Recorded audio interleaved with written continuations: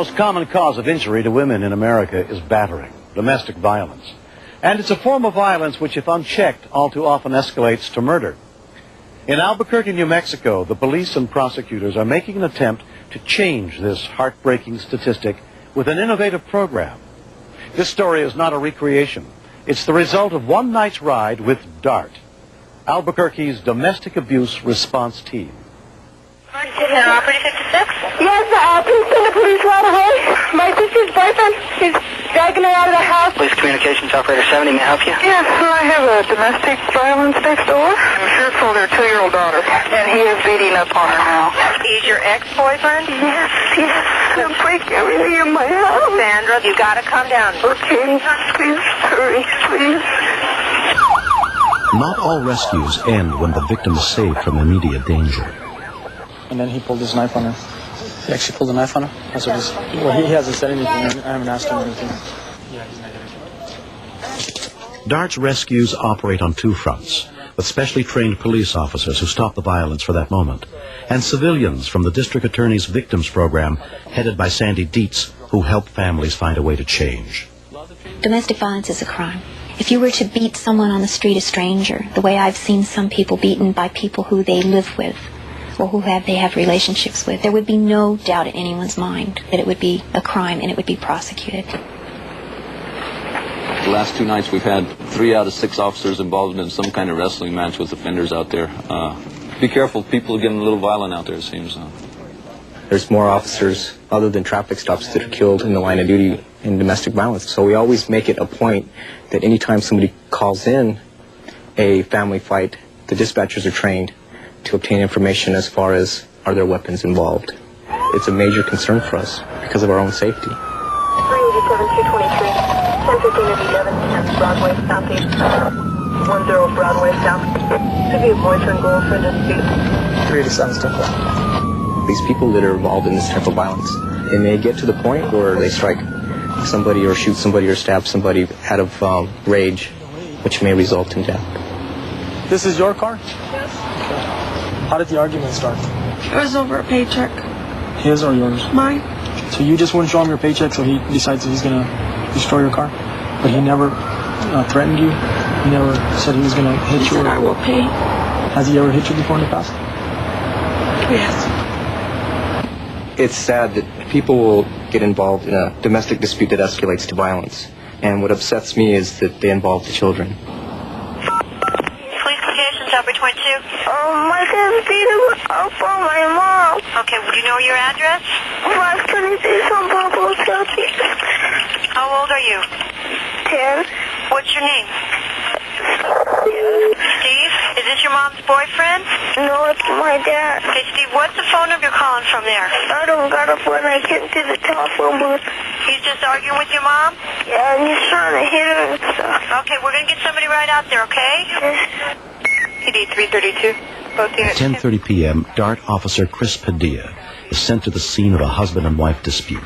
Caller is a 10-year-old 1030 advising his dad is trying to 27 for his mother. Both are 1018. 331 PD. 331. That's my area. I'll take the call. For children to call in, you know that things are probably going down to the extreme.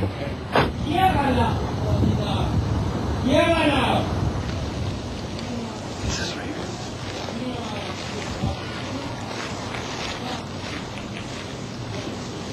Radio down.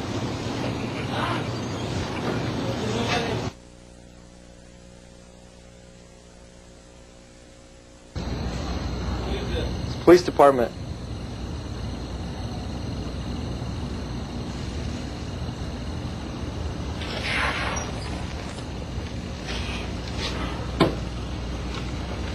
Yes? Seems to be the problem here. We're just arguing. Yeah, I heard you. Is there any lights in here?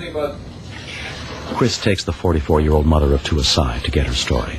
What seems to be the problem tonight? I could tell just as far as her physical appearance that she was emotionally drained. That this appeared to have been going on for quite some time. Pardon me? Every time he drunk, he'd do that to me. Was he threatening you tonight? She wasn't real apt to say exactly what occurred because she was afraid of what type of action we may take. young Jason's going to be right around in the area, 300 block of Texas. Jason, can you come over here so I can talk to you for just a minute? Her 10-year-old son had placed the call for help to 911. Anything other than an argument?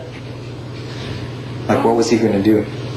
Just gonna hit her with his hand, but he didn't do it. I asked him what happened, and he said that his father was threatening his mother and that they had set up a plan that if things escalated to where it looked like violence may occur, that he was to go and call the police. 10:15 at 14. Sonia. When the scene is secure, the cops call in the DA's DART team, tonight including volunteer Barbara Bowman. I was a victim of violence in the past. I came from a family that had a lot of violence, and when there was violence in the house, there was never anybody there to comfort you, to hold your hand. And now we have this DART program where we go out and we help people. Was he saying? I heard he said they want to kill. Okay. 10-year-old says that there was a threat.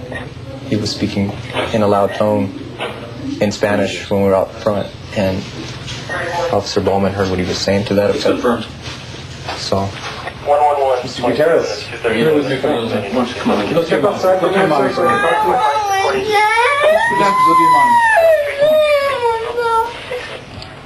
What do you want? Look.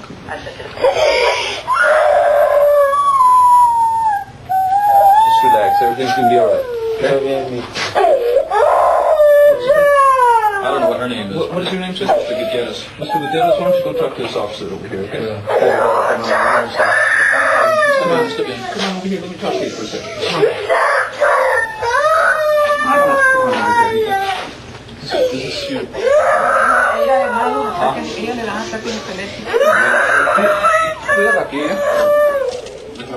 Okay, when we were outside, we heard you threatening your wife with violence.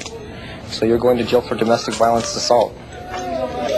Oh, my daddy. Just relax, okay? Everything's going to be fine. Oh, my daddy. That's all they remember is a police officer came, he took my mom or he took my dad away, and that they may never come back.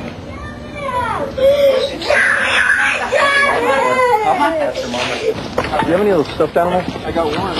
I've got one here too. Let me grab mine. Okay. I don't want to see kids have to be victims of violence within the house. I want to be able to go out there and help them if I can. This is one of our... Oh, isn't she beautiful? You like Sarah? She's so nice. And she needs a friend just like you. She was in there all alone. Would you like to take care of her? Here. She feels good too, doesn't she? You know it affected the little girl, Martha, because she was screaming, she was yelling, please don't take my daddy. She was crying, my daddy, please don't take my daddy away. And that alone is something that, will affect those children the rest of their lives. And maybe if the mom can see what it did to the children, maybe she'll change. With him drinking and stuff, things can escalate to the point where he does actually hit your mom and maybe even you and your sister. So we don't want that to happen tonight.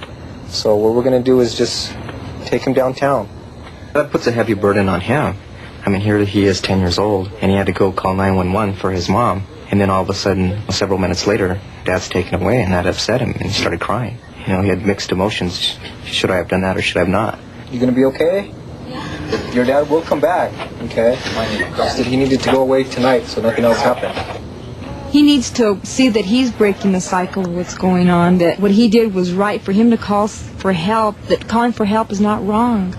What he has to realize is that he got arrested because of himself, and he has to take responsibility for his own actions. It's nothing that you did. Okay? He also needs to understand that you can't drop the charges. So even if he tells you, you call up and drop the charges, you can't. It's out of your power. We're not pushy. The only part that we're really pushy about is the district attorney's office policy that the victim cannot drop the charges. Are you feeling all right? Okay. All right. You're going to be fine. Okay? Now it's going to be nice and quiet here tonight. Everybody's going to be safe, and your daddy will be coming home too. Okay? You don't worry about that.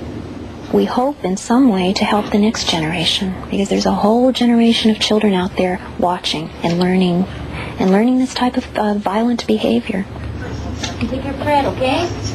Bye. Bye. I told Jason Martha, I said, Jason Martha, that's better your daddy left, you know. When he stayed with us, I can't sleep in the night time because he left sometime drunk and I don't know, he come home to hear me or something or do something to the kid. So Jason Martha started crying. He said, Mama, please don't do that to Tata, you know. Don't do that to Tata. I said, Jason, you're supposed to understand because, your daddy act like crazy that night.